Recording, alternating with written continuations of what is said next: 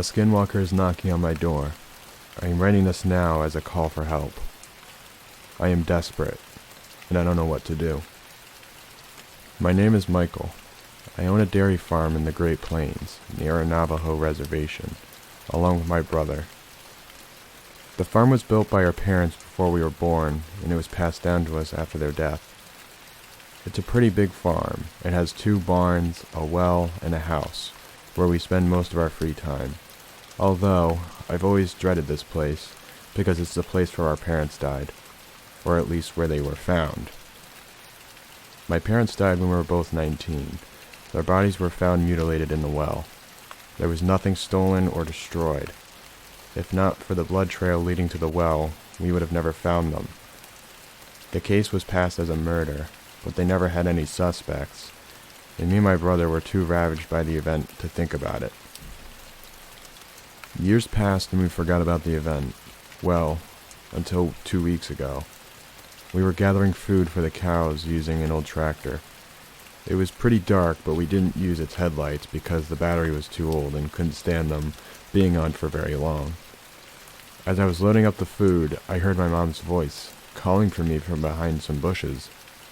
"Michael, it's been too long. Come to me." But it sounded weird, as if it was spoken through an old radio. I was terrified. I looked at my brother, and he was as white as snow. I whispered to him to turn on the headlights in the direction of the voice. What lay before our eyes made my knees weak.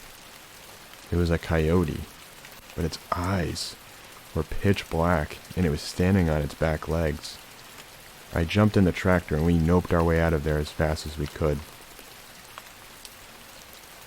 We arrived at the house and locked the door. That's the moment when I passed out. I woke up in the middle of the night. I thought all that just happened was a dream, but then I saw my brother telling me to stay quiet and pointing a shotgun at the door. Then I heard it again. "Michael, come here, my dear." Then it started to knock softly on the door. That didn't last very long, though. The knocking turned into banging. Then my brother started looking through the window at the thing. It realized we were looking at it, and it let out the most horrific screech I've ever heard, before it ran off. An hour later, it started again. The voice, and the knocking.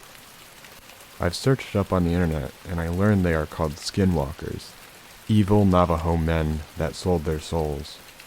Calling their names supposedly attracts them. I hope writing it doesn't trigger them. My brother wants to go outside and face it. I'm afraid we won't see the light of day again. Please, anyone, help us. I accidentally invited a Skinwalker into my home. I know, you must be wondering how it's possible to accidentally do that. But hear me out. I never was really superstitious, and when I recently moved into my new town, I did not expect that to change. Anyway, I'm new to town, so what do? I throw a housewarming party, invite everyone nearby, and the party goes on well enough. I feel like I've gotten to know at least some of my neighbors okay-ish. Or at least as okay as you can in a few hours. And eventually the party winds up and everyone leaves. I look back at the house and the mess left, which I will of course put off for tomorrow morning. I was about to wind up and go to bed when my front door camera picked up something near it. I opened my phone, wondering if someone had left something behind in the house. I opened the footage on my phone and saw no one. Looked out the window, nope, no one there. I would have thought it could have been some kids playing a prank, but it was 2 in the morning, and I was going to just shrug it off when it alerted me again. I opened the footage and this time I was very confused. I had no idea what it was that I was looking at. It looked like a dog, but far too big to be one. I only got more confused as someone stood up on its hind legs. And there was something off, for lack of a better term, about it. The eyes weren't moving or blinking. It looked like a costume of some sort. At first I thought it was a furry and not some creature. Not sure encountering which one would have been worse, to be honest. I opened my window and screamed at whoever it was to leave. Needless to say, this didn't work, as I heard weird noises in response. Before I could think of anything else, there was a loud crash, and I realized someone had torn the front door down. I immediately regretted that I was on the first floor. There was nowhere to hide. I couldn't run anywhere, and so I broke a window, and then hid in a closet that was out of the way. My hope was that the intruder would think that I had jumped out the window rather than check the closet, unless they were a thief. But I had a gut feeling this was no robbery. They were here. For me. Through the crack at the bottom of the closet, I could see a shadow move across the opposing hallway. I could hear it now. It sounded like a weird mix of human and animal. I then heard a thump and assumed it had jumped out the window. But I was so scared, I didn't even move or dare make a sound until the sun came up at around 8 a.m. As you can imagine, the fact that my door was busted down drew a lot of attention. I called the cops, and though they might have been a bit skeptical at first, the signs of damage to my property were impossible to ignore, not to mention the footage from my camera. Later that day, Dan, someone I had just met, came over. He asked a few questions, then shifted his eyes around. I know you may not believe me, but I think you encountered a Skinwalker.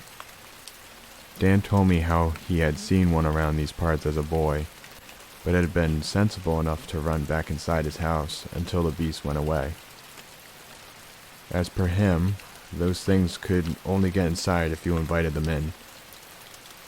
But I never invited this one in, I protested.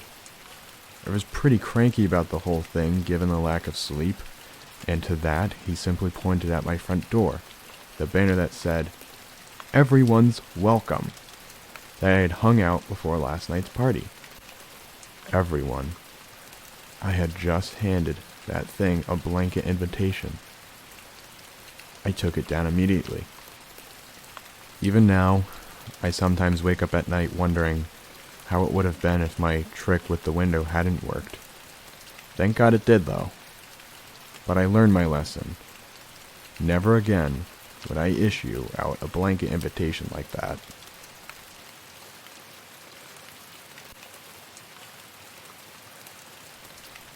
My Skinwalker encounter. The story I'm about to tell you happened a few months ago. Still chills me to the bone. Never would I have thought something like this would happen to me. But yet, it did. I turned on the TV and walked into the kitchen. The microwave started beeping, meaning my bag of popcorn was done cooking. I took it out, grabbed the butter from the counter, and poured it on. The butter sizzled down through the kernels to the bottom of the bag. I went over to the couch and sat down. The TV was turned to the breaking news report. Hundreds of dogs from all around Ukiah, New Mexico, seem to have suddenly gone missing.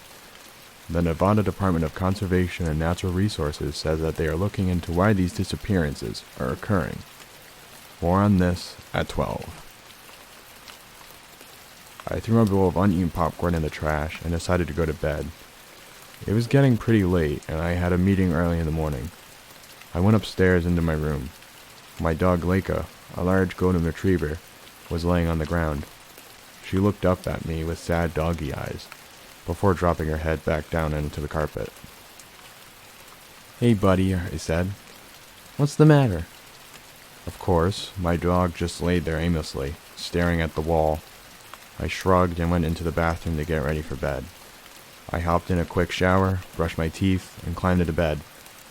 Staring up at the ceiling, I emptied my mind and drifted off to sleep. The loud pounding on the door jolted me awake. I shot upright and looked over at the clock. 3:33 a.m. it read. God damn it, I muttered as I pulled the covers off me. I looked over at the floor where Leica was laying, only to see it was now vacant. I sighed and walked out the open door into the hallway. It was dark, and not because there were no lights on. Something felt off. The air felt thicker, no, heavier than normal. I rounded the corner of the stairs when I abruptly hit with this awful smell. It smelled like rotten meat. I pulled my shirt up over my face and covered my nose, but I could still smell it. I walked down the stairs and looked around for Leica, but she was nowhere to be seen. Confused, I walked over to the open, large front door. Just as I was about to open it, something stopped me. I felt a chill run from the back of my neck all the way down my spine. I shuddered and opened the door. There was nobody there. I looked around my empty front yard. Then, I stepped out and scanned the tree line in the back of the yard. There was nothing out there. Slowly, I closed the front door and stepped back inside. As I turned around, I was surprised to see Leica suddenly standing at the door. I leaned down to pet her, but stopped. There was something off about her. I couldn't tell what it was at first, but then I started to notice. Her ears were standing straight up, which she never does. Drool and slobber poured from her open mouth, which revealed her jagged pointed teeth, which appeared sharper than normal. I looked at her eyes. Something wasn't right about them either. They looked dark and empty, but most noticeably, they looked human. She began to bark, and I stepped back, tripping. I fell onto the ground and scurried backwards. Her bark echoed through the house. It also sounded off, almost as if her bark, but at the same time there was a deeper sound to it as well. Something not natural. Something demonic.